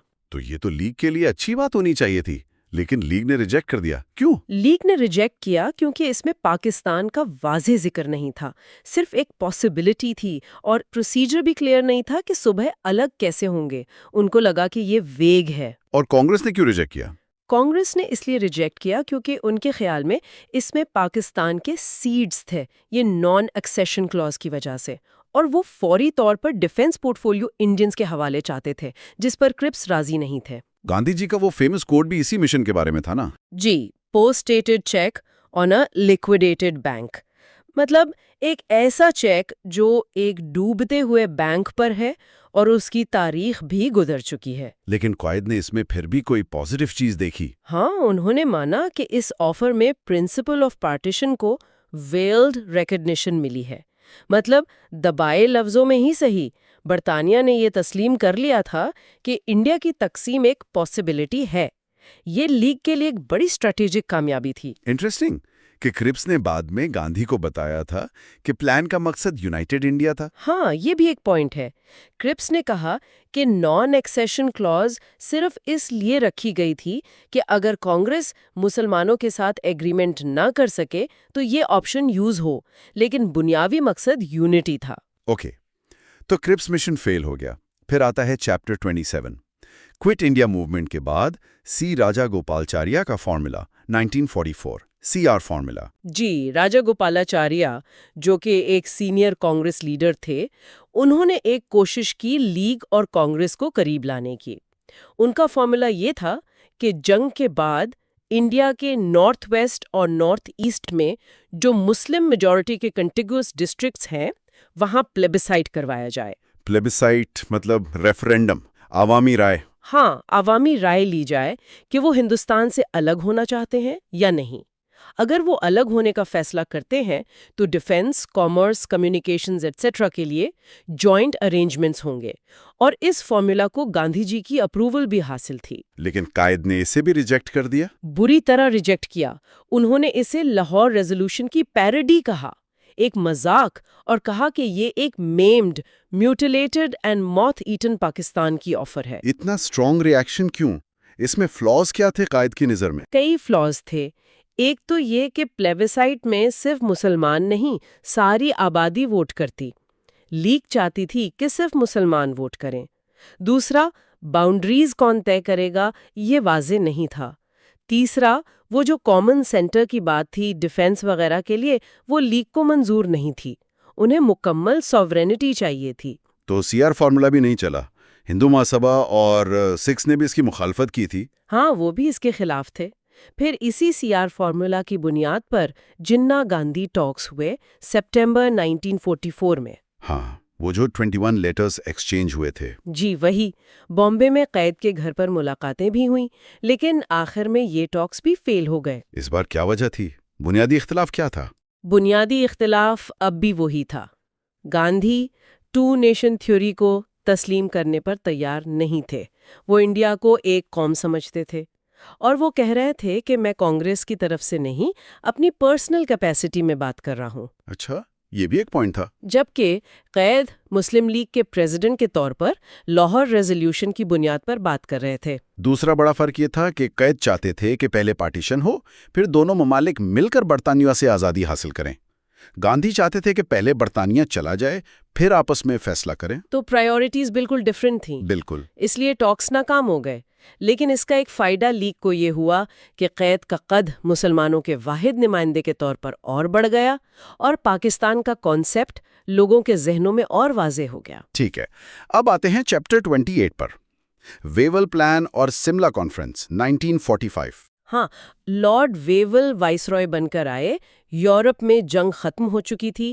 ویول نے ایک پلان پیش کیا کہ جو وائسرائے کی ایگزیکٹو کاؤنسل ہے اسے ری کانسٹیٹیوٹ کیا جائے، مطلب اس میں سیاسی نمائندوں کو شامل کیا جائے تاکہ ایک انٹرم گورنمنٹ کی شکل بنے جب تک نیا کانسٹیٹیوشن نہیں بنتا۔ اس کاؤنسل کی کمپوزیشن کیا تجویز کی گئی تھی؟ پلان یہ تھا کہ وائسرائے اور کمانڈر ان چیف کے علاوہ باقی تمام ممبرز ہندوستانی ہوں گے، اور سب سے اہم بات، کاسٹ ہندوز اور مسلمز کے درمیان پیرٹی ہوگی، یعنی برابر کی ریپرزنٹیشن۔ پیرٹی، یہ تو لیگ کی ڈیمانڈ تھی۔ ایک طرح سے، لیکن یہاں مسئلہ نامینیشن کا تھا۔ ویول نے سملا میں ایک کانفرنس بلائی تمام پارٹی لیڈرز کی، وہاں پر بات بگڑ گئی۔ کس بات پر؟ لیگ نے اصرار کیا کہ کاؤنسل میں جتنے بھی مسلم ممبرز لیے جائیں گے ان سب کو صرف مسلم لیگ نامینیٹ کرے گی، کیونکہ وہی مسلمانوں کی نمائندہ جماعت ہے۔ اور کانگریس اس پر راضی نہیں تھی۔ کانگریس ایک نیشنل پارٹی ہونے کا دعویٰ کرتی تھی اور وہ چاہتی تھی کہ وہ بھی اپنے مسلم ممبرز نامینیٹ کر سکیں، جیسے مولانا آزاد اس وقت کانگریس پریزیڈنٹ تھے۔ یونینسٹ پارٹی پنجاب میں بھی تھی، وہ بھی اپنے مسلم ممبر چاہتی تھی۔ تو ویول نے کیا کیا؟ ویول نے قائد سے کہا کہ وہ ایک لسٹ دیں مسلم نیمز کی جو انہیں ایکسیپٹیبل ہوں، لیگ کے باہر سے بھی۔ قائد نے انکار کر دیا۔ وہ اپنے سٹینڈ پر قائم رہے کہ تمام مسلم سیٹس لیگ کو ملنی چاہیے۔ ویول نے پھر کانفرنس کو فیل قرار دے دیا۔ تو سملا کانفرنس بھی ناکام۔ اس کا اثر کیا ہوا؟ اس ناکامی نے پیراڈاکسیکلی لیگ کی پوزیشن کو اور مضبوط کر دیا۔ یہ ثابت ہو گیا کہ مسلمانوں کی نمائندگی کے معاملے میں لیگ کو بائی پاس نہیں کیا جا سکتا، اور اس کے فوراً بعد الیکشنز کا اعلان ہو گیا، 1945-46 کے الیکشنز۔ اور ان الیکشنز میں لیگ کی پرفارمنس زبردست۔ لیگ نے سینٹرل اسمبلی کی تمام 30 مسلم سیٹس جیت لیں اور پروونشل اسمبلیز میں بھی مسلم سیٹس کی اوورویلمنگ میجورٹی حاصل کی۔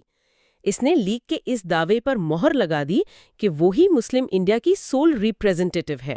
یہ تو بہت بڑی کامیابی تھی لیگ کے لیے۔ اب ہم آتے ہیں آخری حصے پر، chapter 29، cabinet mission plan 1946۔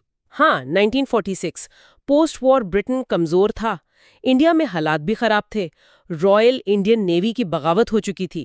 Labour government نے فیصلہ کیا کہ اب پاور ٹرانسفر کرنی ہے، تو انہوں نے 3 کیبنٹ منسٹرز کا ایک ہائی پاورڈ مشن بھیجا۔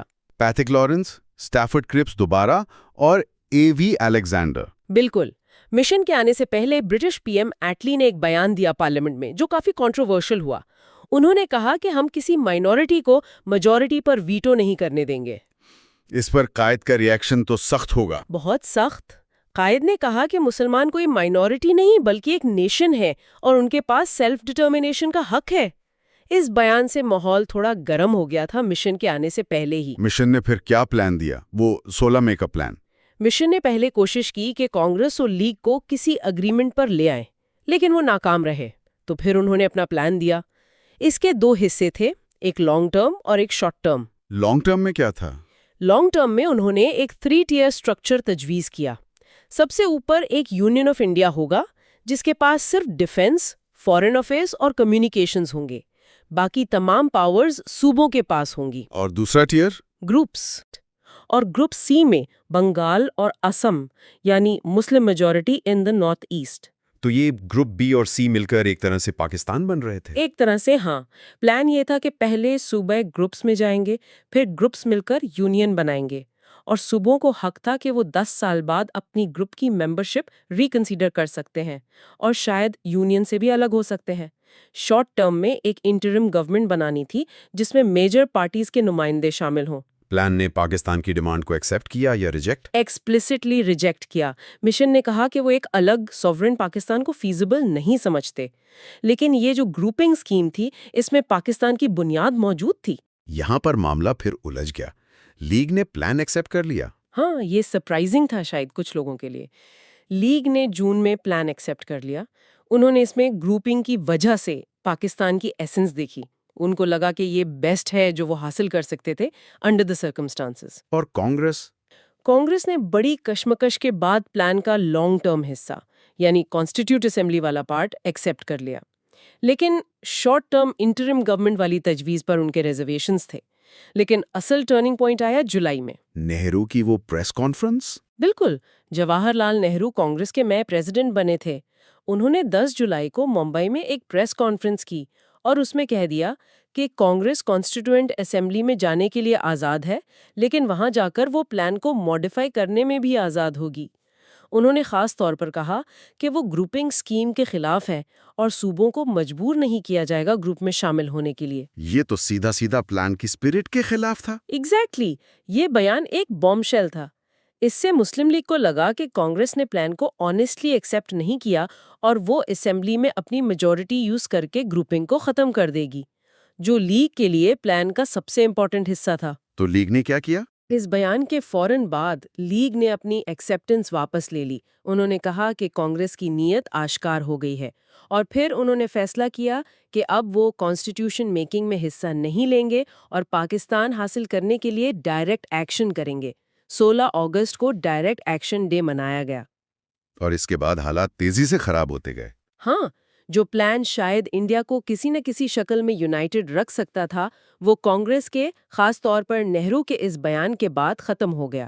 بلیم گیم چلتا رہا، لیکن یہ ایک کریٹیکل مومنٹ تھا جس نے پارٹیشن کو آلموسٹ انیویٹیبل بنا دیا۔ تو یہ تھی لاہور ریزولوشن سے کیبنٹ مشن تک کی کوششوں، مذاکرات اور ناکامیوں کی داستان۔ ہر موڑ پر سیاست، قانونی نقطے اور پرسنالٹیز کا کردار بہت اہم رہا۔ دیتے یا سملا کانفرنس میں ریپرزنٹیشن پر کوئی بیچ کا راستہ نکل آتا تو کیا واقعی بر صغیر کی تاریخ کا انجام کچھ اور ہو سکتا تھا؟ یعنی چیپٹر 30، 31 اور 32 پر بات کر رہے ہیں۔ تو شروع کرتے ہیں چیپٹر 30 سے، جو انٹرم گورنمنٹ یعنی عبوری حکومت کے بارے میں ہے۔ جی، یہ وہ دور تھا جب سیاسی تعطل، وہ جو ڈیڈ لاک تھا، اسے ختم کرنا بہت ضروری ہو گیا تھا۔ کیبنٹ مشن پلان تو ناکام ہو گیا تھا نا؟ بالکل۔ مسلم لیگ نے پلان مانا ضرور تھا، لیکن پاکستان کو اپنا حتمی مقصد بھی قرار دیا تھا۔ دوسری طرف کانگریس تھی، وہ پلان کی اپنی ہی تشریحات پیش کر رہی تھی، جس سے سارا معاملہ الجھ گیا۔ اور اس میں وائسرائے ویول کا کردار بھی بڑا متنازع رہا۔ انہوں نے پہلے تو نمائندگی میں برابری کا ایک طرح سے وعدہ کیا تھا۔ ہاں، قائد کو خط میں یقین دہانی کروائی تھی، لیکن بعد میں شاید کانگریس کو خوش کرنے کے لیے وہ اس پر قائم نہیں رہے۔ کانگریس برابری پہ تیار نہیں تھی۔ تو پھر حکومت سازی کیسے ہوئی؟ وائسرائے نے 14 ارکان کا اعلان کیا۔ کانگریس نے پہلے تو انکار کیا، لیکن پھر لانگ ٹرم پلان مان لیا۔ اچھا، جس کا مطلب یہی سمجھا گیا کہ وہ آئین ساز اسمبلی میں جا کر پلان کو بدلنے کا ارادہ رکھتے ہیں۔ ویسے اصولاً تو لیگ کو حکومت بنانے کی دعوت ملنی چاہیے تھی اس وقت، لیکن ملی کانگریس کو۔ خیر، پھر لیگ نے بھی شمولیت اختیار کر لی اکتوبر 1946 میں۔ ہاں، لیکن پھر وزارتوں کی تقسیم پر نیا تنازع کھڑا ہو گیا، خاص طور پر فائنانس منسٹری کا معاملہ۔ یہ بڑا دلچسپ قصہ ہے۔ سنا ہے کانگریس نے جان بوجھ کر یہ وزارت لیگ کو دی تھی۔ جی، کچھ ذرائع یہی بتاتے ہیں۔ رفیع احمد قدوئی جیسے لوگوں کا مشورہ تھا کہ لیگ یہ مشکل وزارت نہیں سنبھال پائے گی، لیکن لیاقت علی خان نے تو کمال کر دیا پھر۔ بالکل، انہوں نے اس وزارت کو بہت مؤثر طریقے سے استعمال کیا۔ دوسرے محکموں، خاص طور پر سردار پٹیل کی ہوم منسٹری کے اخراجات پر بہت سخت کنٹرول رکھا۔ کہا جاتا ہے کہ ان کی منظوری کے بغیر چپڑاسی بھرتی کرنا بھی مشکل ہو گیا تھا۔ اور پھر آیا وہ مشہور بجٹ، فروری 1947 کا، پور مینز بجٹ۔ جی، غریب آدمی کا بجٹ۔ اس میں نمک پر ٹیکس ختم کیا، انکم ٹیکس کی چھوٹ کی حد بڑھائی گئی۔ یہ تو اچھی باتیں تھیں۔ ہاں، لیکن ساتھ ہی بڑے کاروباری منافعوں پر ایک خاص ٹیکس بھی لگایا گیا۔ اوہو، تو اس پر رد عمل آیا ہوگا؟ شدید رد عمل آیا، خاص طور پر ہندو سرمایہ داروں اور کانگریس کی طرف سے، جن کے مفادات پر زد پڑ رہی تھی۔ پریس میں بھی خوب بحث ہوئی۔ اسی کشیدہ ماحول میں پھر ڈائریکٹ ایکشن ڈے کا فیصلہ ہوا۔ جی ہاں، جولائی 1946 میں نہرو کانگریس صدر بنے اور انہوں نے آتے ہی کیبنٹ مشن پلان کو تقریباً رد کر دیا۔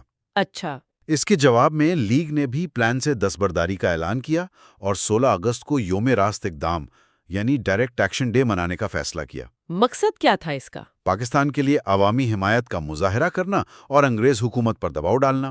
مسلمانوں سے اپیل کی گئی کہ وہ خطابات واپس کریں اور قربانی کے لیے تیار ہوں، اور اس کا رد عمل بہت زبردست تھا۔ ٹھیک ہے، تو یہ تھا چیپٹر 30. اب چلتے ہیں چیپٹر 31 کی طرف. جون 3 پلان. جی، مارچ 1947 میں لارڈ ماؤنٹ بیٹن آئے. ان کی پہلی کوشش تو تھی کہ ہندوستان متحد رہے، مگر حالات ایسے تھے کہ انہیں جلدی ہی اندازہ ہو گیا کہ تقسیم ناگزیر ہے. بالکل. اور پھر انہوں نے تقسیم کے پلان پر کام شروع کیا. اس میں وی پی مینن کا کردار بہت اہم بتایا جاتا ہے. وہ تو سردار پٹیل کے قریب سمجھے جاتے تھے. جی، اور ماؤنٹ بیٹن کو بھی ان پر کافی اعتماد تھا. مینن نے نہرو کے مشورے سے ایک متبادل پلان تیار کیا جسے کہا جاتا ہے کہ لیگ سے خفیہ رکھا گیا. اور یہ پلان ماؤنٹ بیٹن لندن لے گئے؟ ہاں، اور وہاں برطانوی کابینہ نے اسے بہت جلدی، کچھ روایتوں کے مطابق تو صرف چند منٹوں میں منظور کر لیا. پھر 2 جون کو لیڈروں کی میٹنگ ہوئی. جی، قائد اعظم نے کہا کہ وہ حتمی منظوری مسلم لیگ کونسل سے لیں گے، لیکن ماؤنٹ بیٹن فوری فیصلے کے لیے دباؤ ڈال رہے تھے. اور 3 جون کو پھر ریڈیو پر اعلانات ہوئے. ہاں، ماؤنٹ بیٹن، نہرو، جناح اور بلدیو سنگھ سب نے تقریریں کی. قائد اعظم نے واضح کیا کہ یہ پلان آئیڈیل نہیں ہے، ہر لحاظ سے تسلی بخش نہیں، لیکن ایک سمجھوتا ہے جسے قبول کرنا پڑ رہا ہے. اور انہوں نے پاکستان زندہ باد کا نعرہ بھی لگایا تھا تقریر کے آخر میں. جی بالکل، جس پر بعد میں پٹیل نے اعتراض بھی کیا تھا، ایسا ذرائع میں ذکر ہے. اس پلان کے اہم نکات کیا تھے مختصراً؟ موٹے طور پر یہ کہ بنگال اور پنجاب کی اسمبلیاں ووٹ کریں گی کہ صوبے تقسیم ہوں یا نہیں. سرحدوں کے تعین کے لیے باؤنڈری کمیشن بنے گا. سندھ اسمبلی خود فیصلہ کرے گی اور NWFP اور سلہٹ میں ریفرینڈم ہوگا. مسلم لیگ کونسل میں اس پر کیا رد عمل تھا؟ وہاں تو کافی گرما گرمی ہوئی ہوگی. بہت شدید بحث ہوئی. تجھ ارکان جیسے ZH لوری اور حسرت موہانی، انہوں نے سخت مخالفت کی. ان کا کہنا تھا کہ یہ کٹا پھٹا پاکستان انہیں منظور نہیں. لیکن اکثریت کا خیال تھا کہ حالات ایسے ہیں کہ اسے قبول کرنا مجبوری ہے. قائد اعظم نے خود اقلیتی صوبوں کے مسلمانوں کی قربانیوں کا اعتراف کیا.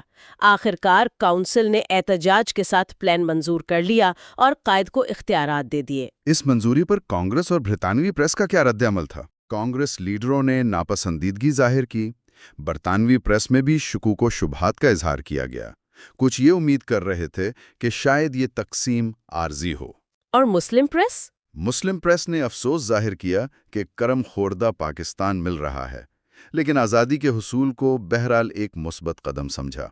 چلیں اب آتے ہیں چیپٹر 32 پر، جو شاید سب سے زیادہ متنازع موضوع ہے، ریڈ کلف ایوارڈ. ہاں، یعنی پنجاب اور بنگال کی تقسیم کا فارمولا.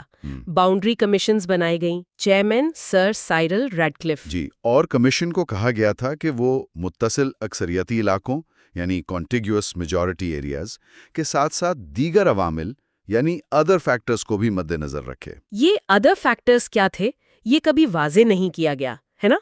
اسی پر سارا مسئلہ ہوا. بالکل، اسی ابہام نے سارے تنازعات کو جنم دیا. ریڈ کلف نے خود پنجاب کمیشن کی کسی میٹنگ میں شرکت نہیں کی. اور ایوارڈ پر شدید بے انصافی کے الزامات لگے. بنگال میں کیا ہوا؟ بنگال میں کلکتہ بھارت کو دے دیا گیا. حالانکہ وہ مسلم اکثریت والا شہر نہیں تھا، لیکن مشرقی بنگال کی معیشت کے لیے آپ کہہ لیں کہ شہرک کی حیثیت رکھتا تھا. اسی طرح مرشد آباد اور نندیا جیسے مسلم اکثریت والے اضلاع بھی بھارت کو مل گئے. کہا جاتا ہے کہ پٹیل نے بعد میں کہا بھی کہ اگر کلکتہ نہ ملتا تو وہ تقسیم پر راضی نہ ہوتے. اور پنجاب میں وہاں گرداسپور کا معاملہ بہت اہم سمجھا جاتا ہے. جی، پنجاب میں گرداسپور، جالندھر، فیروزپور کی مسلم اکثریت والی تحصیلیں بھارت کو دے دی گئیں.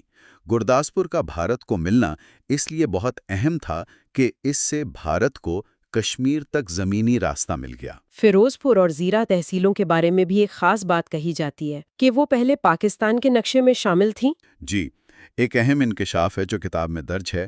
وائسرائے کے سٹاف ممبر جارج ایبل نے 8 اگست کو ایک نقشہ بھیجا تھا جس میں فیروزپور اور زیرہ تحصیلیں پاکستان میں دکھائی گئی تھیں. اچھا، پھر کیا ہوا؟ مہاراجہ کی ماؤنٹ بیٹن سے ملاقات ہوئی اور اس کے فوراً بعد پنجاب کے گورنر کو ایک خفیہ پیغام ملا: ایلیمینیٹ سیلینٹ، یعنی وہ ابھرا ہوا حصہ ختم کر دو، اور یہ علاقے بھارت کو دے دیے گئے.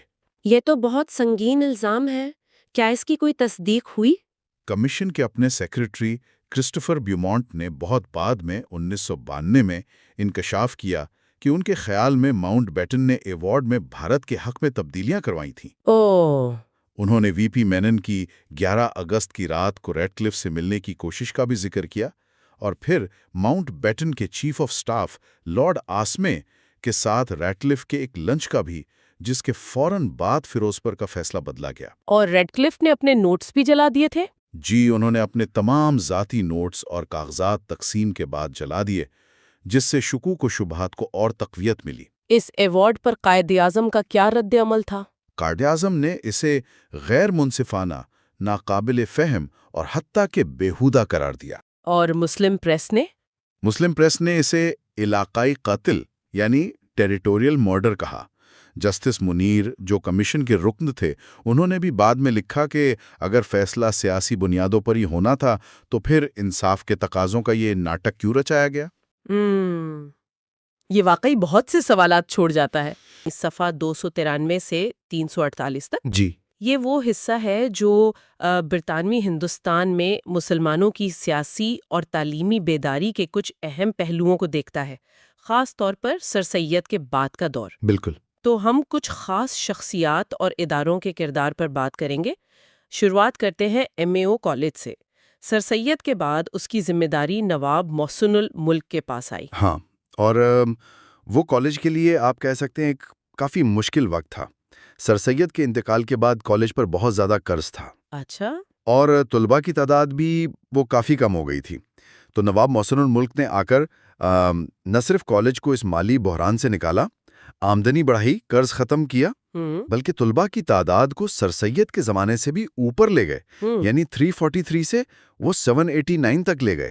واہ، یہ تو کافی بڑی تبدیلی تھی۔ جی، اور اس کے علاوہ اس وقت کالج کے خلاف کافی پروپیگنڈا بھی ہو رہا تھا، اس کا بھی انہوں نے دفاع کیا، اور ان کا کردار اس لیے بھی اہم ہے کہ بعد میں جو سملہ ڈیپوٹیشن گیا، جی، جس نے جداگانہ انتخابات کا مطالبہ کیا تھا، بالکل، اس کی کامیابی میں اور پھر آل انڈیا مسلم لیگ کے قیام میں ان کا بہت بنیادی رول تھا۔ اچھا، تو یہ تعلیم کی بنیاد پر پھر آگے سیاسی تنظیم سازی کیسے ہوئی؟ ایک اور اہم شخصیت کا ذکر آتا ہے، سید امیر علی۔ ان کا اپروچ تو سر سید سے کچھ مختلف تھا، سنا ہے؟ جی ہاں، یہ بات درست ہے۔ سید امیر علی سمجھتے تھے کہ مسلمانوں کو فوری طور پر سیاسی میدان میں منظم ہونے کی ضرورت ہے۔ سر سید کا زیادہ زور تعلیم پر تھا۔ تو انہوں نے کیا کیا؟ انہوں نے 1878 میں سینٹرل نیشنل محمدن ایسوسی ایشن یعنی CNMA قائم کی، اور اسے برصغیر کی پہلی مسلم سیاسی تنظیم بھی کہا جاتا ہے۔ اچھا، پہلی تنظیم۔ جی، اس کا خاص فوکس جو تھا وہ بنگالی مسلمانوں کے مسائل پر تھا۔ ان کی معاشی پسماندگی، سرکاری ملازمتوں میں ان کی بہت کم نمائندگی۔ اور انہوں نے 1882 میں جو ہنٹر کمیشن آیا تھا تعلیم کا جائزہ لینے، جی، اس کو ایک بہت تفصیلی یادداشت بھی پیش کی تھی۔ اس میں تعلیم، روزگار کا تحفظ، اردو زبان کا تحفظ، مسلم قوانین کا تحفظ، ان سب کی بات کی تھی۔ یعنی کافی کمپریہنسو تھا۔ بالکل۔ اور بعد میں انہوں نے لندن میں مسلم لیگ کی برانچ بھی قائم کی، اور ان کی کتاب دی اسپرٹ آف اسلام بھی بہت مشہور ہے۔ تو یہ سر سید کے تعلیمی مشن کے مقابلے میں ایک زیادہ براہ راست سیاسی انداز تھا۔ تو تنظیمیں بن رہی تھیں، لیکن ان خیالات کو عوام تک پہنچانے کا کیا ذریعہ تھا؟ یہاں شاید صحافت کا کردار آتا ہے، اور محمد علی جوہر کا نام، وہ تو ایک زبردست شخصیت تھے۔ ہو، بالکل، محمد علی جوہر تو صحافی، شعلہ بیان مقرر، شاعر، سیاستدان، سب کچھ تھے۔ ان کے اخبارات انگریزی میں کامریڈ اور اردو میں ہمدرد۔ جی، سنے ہیں نام۔ انہوں نے مسلمانوں کے سیاسی سوچ بنانے میں اور حکومت کی پالیسیوں پر کھل کر تنقید کرنے میں بہت بڑا کردار ادا کیا۔ کامریڈ تو اتنا مقبول تھا کہ کہتے ہیں لیڈی ہارڈنگ بھی اس کے اگلے شمارے کا انتظار کرتی تھی۔ اچھا۔ جی، اور وہ صحافتی اصولوں کے بھی بڑے پابند تھے۔ پھر وہ خلافت تحریک، جو ترکی کے خلیفہ کے اختیارات بچانے کے لیے تھی، اس کے بالکل مرکزی رہنماؤں میں سے تھے۔ ہاں، وہ تو بہت بڑی تحریک تھی۔ بالکل، اور اسی تحریک کے دوران جامعہ ملیہ اسلامیہ کا قیام بھی عمل میں آیا، اور بعد میں انہوں نے 1928 کی نہرو رپورٹ کی بھی سخت مخالفت کی۔ ٹھیک، تو یہ سیاسی سرگرمیاں تیز ہو رہی تھیں۔ اب ایک نیا خیال بھی سامنے آ رہا تھا، لفظ پاکستان۔ یہ چودھری رحمت علی سے منسوب کیا جاتا ہے، اس کی کیا کہانی ہے؟ جی، چودھری رحمت علی جو اس وقت کیمبرج میں طالب علم تھے، انہوں نے 1933 میں ایک پیمفلٹ شائع کیا، ناؤ اور نیور، اب یا کبھی نہیں۔ بالکل۔ اس میں انہوں نے پہلی بار واضح طور پر ہندوستان کے شمال مغربی مسلم اکثریتی علاقوں یعنی پنجاب، شمال مغربی سرحدی صوبہ NWFP، کشمیر، سندھ، بلوچستان، ان سب کے لیے ایک الگ ریاست پاکستان کا نام اور تصور پیش کیا۔ پی پنجاب سے، اے افغانیہ یعنی NWFP سے، کے کشمیر، ایس سندھ اور ٹین بلوچستان سے۔ اچھا، یہ اس طرح بنا تھا۔ جی، ان کی دلیل یہ تھی کہ مسلمان اپنی الگ ثقافت، تاریخ، مذہب کی بنیاد پر ایک الگ قوم ہے اور انہیں ہندو اکثریت سے الگ اپنا سیاسی وجود چاہیے۔ لیکن اس وقت کیا اس خیال کو سنجیدگی سے لیا گیا؟ نہیں، دلچسپ بات یہ ہے کہ شروع میں نہ برطانوی حکومت نے نہ ہی اس وقت کے مسلم لیڈروں نے اس کو زیادہ اہمیت دی۔ اسے اسٹوڈنٹس اسکیم کہہ کر ایک طرف کر دیا گیا۔ البتہ کتاب میں ایک ذکر یہ بھی ملتا ہے کہ 1928 میں ایبٹ آباد سے پاکستان نام کے ایک ہفتہ وار اخبار نکالنے کی درخواست دی گئی تھی، تو یہ نام شاید پہلے بھی کہیں نہ کہیں موجود تھا۔ سندھ کو بمبئی سے الگ کرنے کی جو تحریک تھی اس میں بہت سرگرم رہے۔ ٹھیک۔ لیکن ان کا سب سے اہم کام جو پاکستان کی تاریخ کے حوالے سے ہے وہ تھا اکتوبر 1938 میں کراچی میں سندھ مسلم لیگ کانفرنس کا انعقاد کروانا۔ اچھا، اس میں کیا خاص بات تھی؟ اس کی صدارت قائد اعظم نے کی تھی، اور اسی کانفرنس میں وہ تاریخی قرارداد منظور ہوئی جس میں آل انڈیا مسلم لیگ سے کہا گیا کہ وہ ہندوستان کے مسلمانوں کے لیے مکمل آزادی حاصل کرنے کے لیے ایک آئینی اسکیم تیار کرے۔ یعنی یہ لاہور ریزولوشن کی طرف ایک طرح کا پیش خیمہ تھا؟ بالکل، بالکل۔ اسے 1940 کی قرارداد لاہور کی طرف ایک بہت بڑا اور اہم قدم سمجھا جاتا ہے۔ عبداللہ ہارون نے اپنے خطبے میں بھی اس طرف اشارہ کیا تھا کہ اگر ہندو مسلم مسئلہ حل نہیں ہوتا تو مسلمانوں کو اپنی الگ منزل تلاش کرنی ہوگی۔ تو شخصیات کے ساتھ ساتھ کچھ اداروں کا ذکر بھی ہے۔ دارالعلوم دیوبند اور انجمن حمایت اسلام لاہور، ان کا کیا کردار رہا اس دور میں؟ دونوں بہت اہم ادارے تھے، لیکن ان کے مقاصد اور کردار میں فرق تھا۔ دارالعلوم دیوبند جو 1866 میں قائم ہوا، اس کا بنیادی مقصد تو اسلامی تعلیمات کو ان کی اصل شکل میں محفوظ رکھنا اور مغربی یا برطانوی اثرات سے بچانا تھا۔ لیکن وہ سیاست میں بھی کافی فعال رہا، خاص طور پر انگریز مخالفت میں۔ شروع میں کانگریس کے قریب سمجھا جاتا تھا، لیکن پاکستان کے مسئلے پر وہاں کے علماء میں اختلاف رائے پیدا ہوا، کچھ حمایت میں تھے، کچھ مخالفت میں۔ اچھا، اور انجمن حمایت اسلام؟ انجمن حمایت اسلام لاہور جو 1884 میں بنی، اس کا زیادہ فوکس پنجاب میں تھا۔ وہاں عیسائی مشنریوں اور آریہ سماج کی جو سرگرمیاں تھیں ان کا مقابلہ کرنا، مسلمانوں میں جدید تعلیم کو فروغ دینا۔ یعنی ایک سماجی اور تعلیمی کردار زیادہ تھا۔